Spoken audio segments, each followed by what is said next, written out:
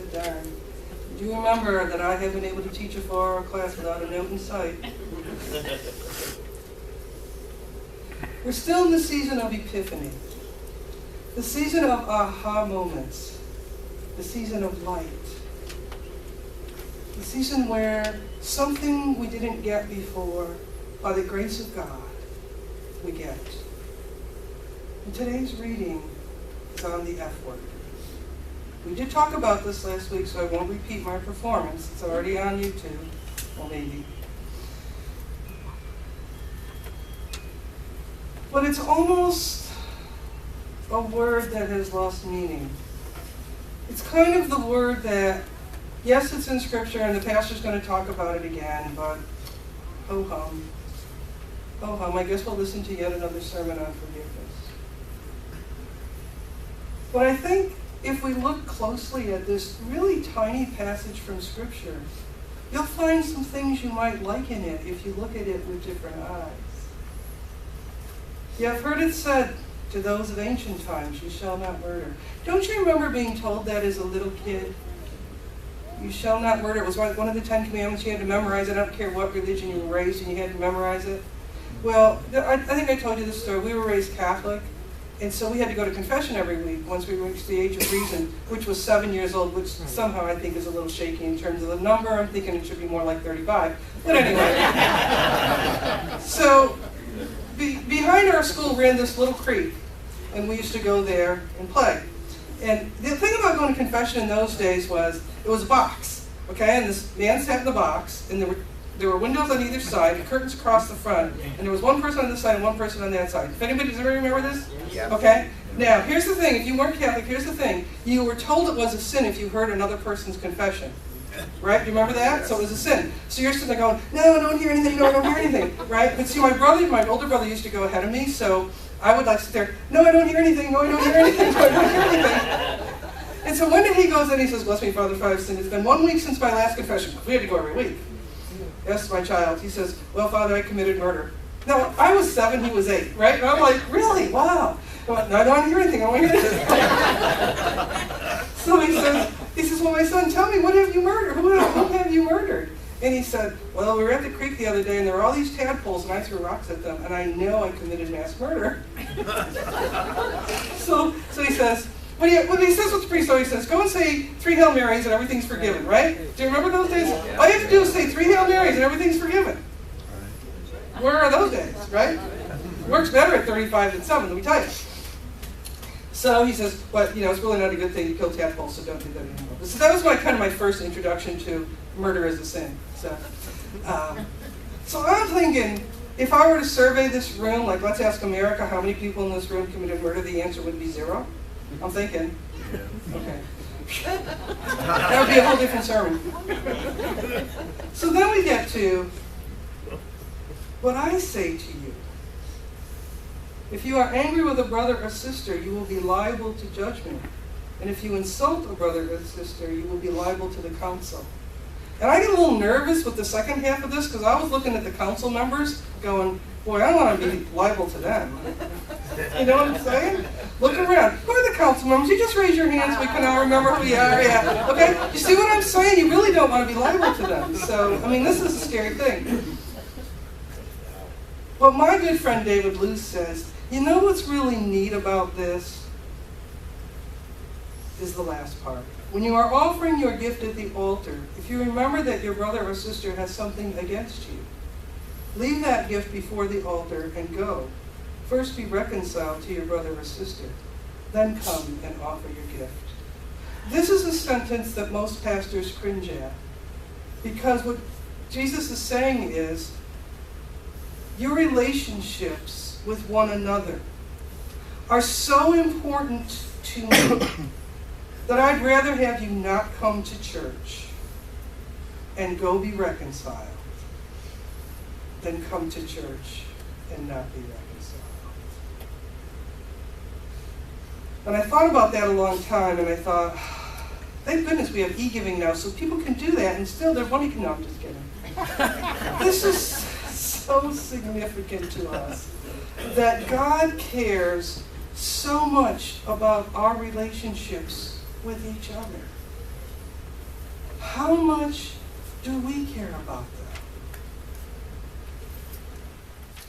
Peter Woods, another writer in another pastor, writes, "The gospel is not about rules. For the gospel to be about the good news, it has to be about relationships.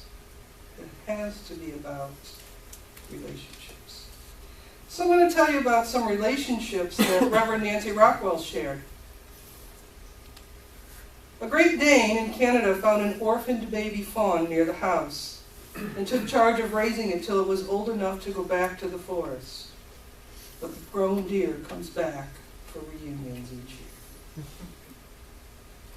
A homeless dog in Florida found its way to a farm that rehabilitated abused horses and took one particularly ill and beaten horse into its heart. Together they dug a hole under the fence that separated them so the dog could lie near the horse and guard it. A relationship that lasted till the horse died. Then the dog accompanied the horse to its grave.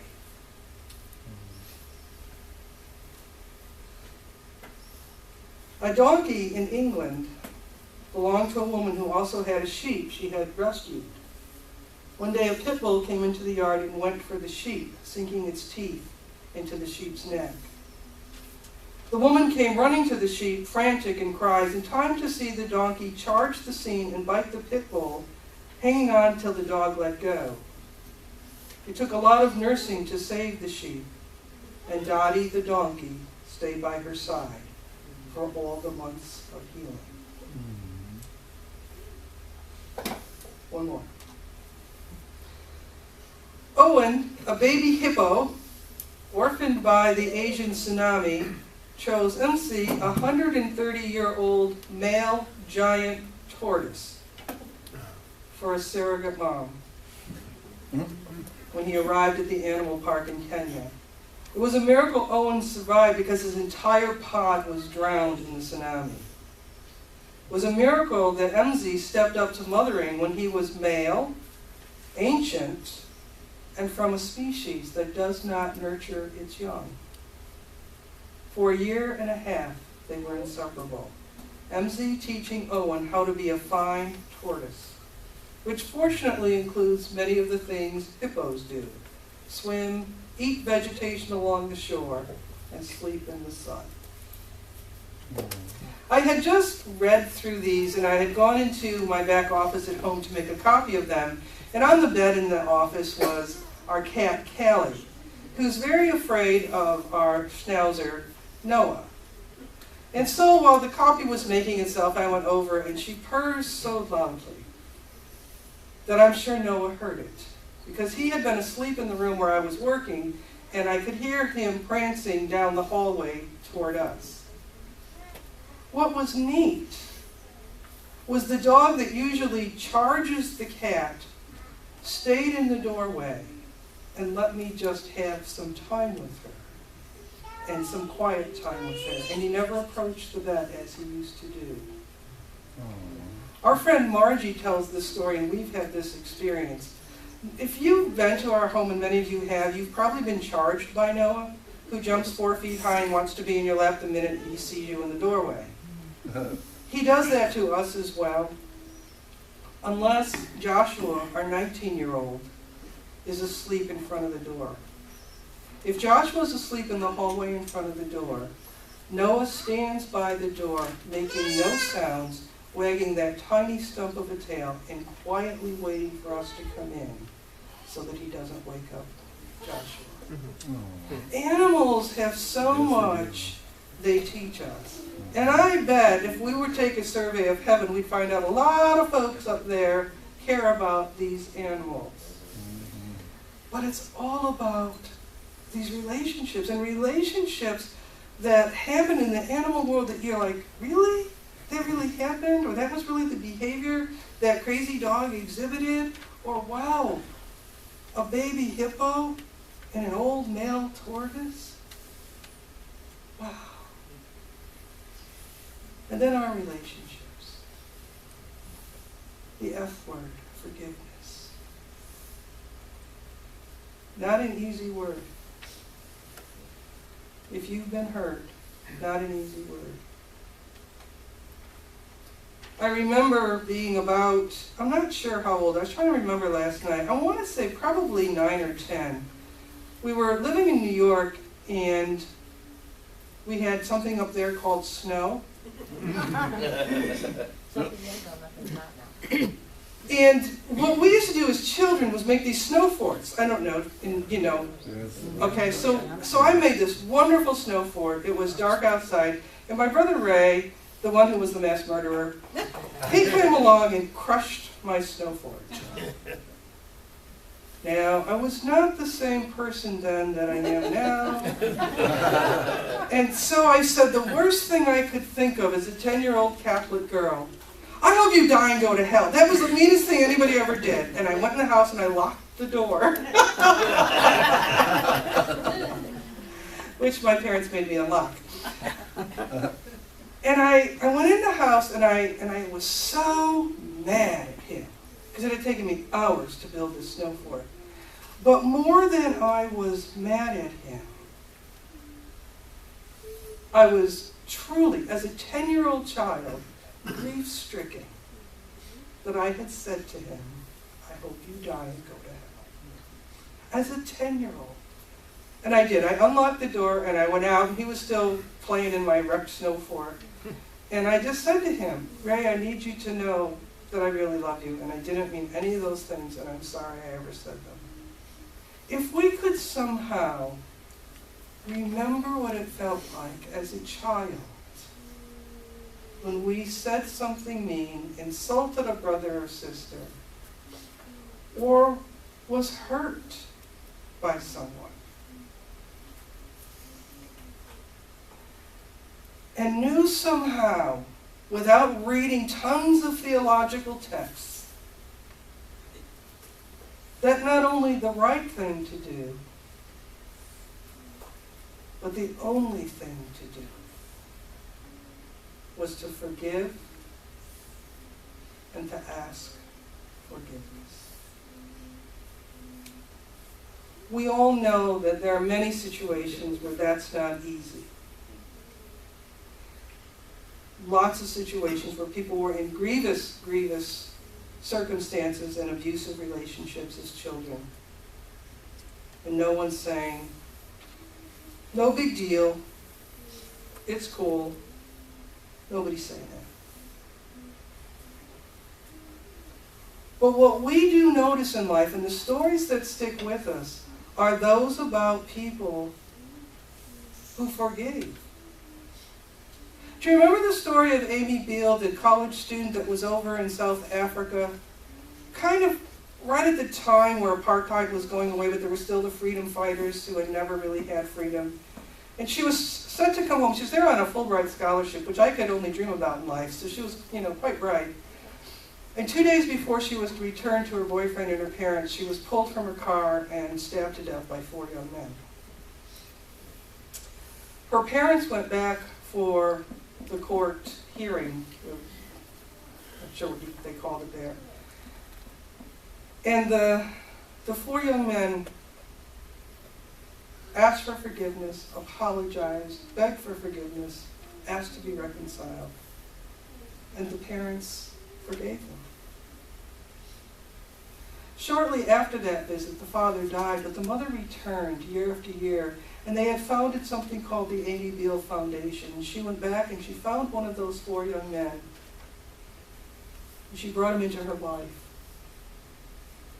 He told her, he said, I was really poor. I was what was called a freedom fighter in those days. I was, a black young man in the ghettos of South Africa, and I had been raised to think that all white people are evil.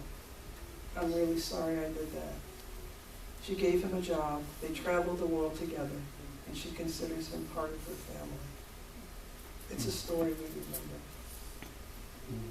There are lots of stories like that. If you are to go good search the word forgiveness in story, you will find them yourselves. But the one I think that struck so many of us was the one about the Amish school tragedy back in 2006. When a gunman entered a one-room school in Nickel Mines, Pennsylvania. In front of 25 horrified students, 32-year-old Charles Roberts ordered the boys and the teacher to leave. Do you remember this? It's from the news. After tying the legs of the 10 girls who remained, he prepared to shoot them execution style with an automatic rifle and 400 rounds of ammunition. The oldest hostage, a 13-year-old, begged Robert, "Shoot me first and let the little ones go." Do you remember this? Refusing, he opened fire on all of them, killing 5 and leaving the others critically wounded. He then shot himself as the police stormed the building. "I'm angry at God for taking my little daughter," he told the children before the massacre. That was on a Monday. By Tuesday, 50 television crews had clogged the small village of Nickel Mines, staying 5 days until the killer and the killed were buried. The blood was barely dry on the schoolhouse floor when Amish parents brought words of forgiveness to the family of the ones who had slain their children. The outside world was incredulous that such forgiveness could be offered so quickly for such a heinous crime. Of the hundreds of media queries that the authors received about the shooting, questions about forgiveness rose to the top. Forgiveness eclipsed the tragic story, trumping the violence and arresting the world's attention. Within a week, Amish forgiveness was a central theme in more than 2,400 news stories around the world. The Washington Post, New York Times, USA Today, Newsweek, NBC Nightly News, and CBS Morning News, Larry King Live, Fox News, Oprah, and dozens of other media outlets heralded the forgiving Amish. From the United Arab Emirates to Australian television, international media were talking about Amish forgiveness. It was on 2,900 news stations worldwide, 534,000 websites. Fresh from the funerals where they had buried their own children, grieving Amish families accounted for half of the 75 people who attended the killer's burial. Robert's widow was deeply moved as Amish families greeted her and her 3 children. The forgiveness went beyond talk and graveside presence. The Amish also supported a fund for the shooter's family.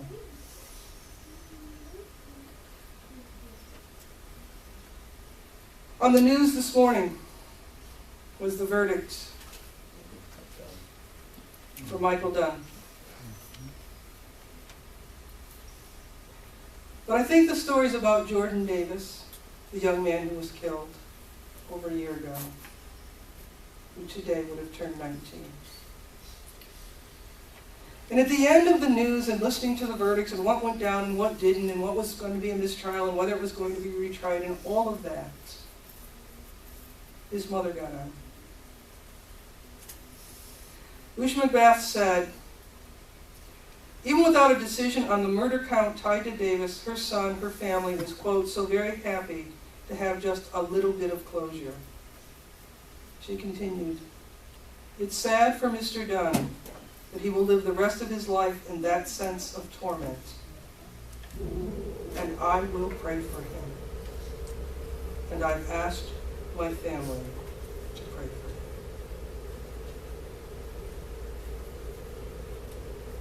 Forgiveness isn't easy. I can't imagine what it must feel like to be these parents of these young people and children.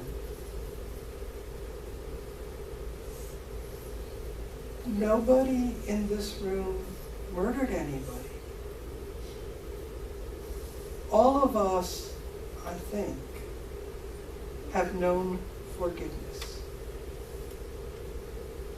Because we chose to forgive and became different people because of that choice. And because someone, sometime, forgave us. And we became different people because of that choice. It's so important for us to be in right relationship, to forgive one another where there is hurt and wrong. More important than to be here in worship. So says today's scripture. The world knows Amish forgiveness because of what happened in 2006. May someone today know forgiveness because of each one of us when we leave here.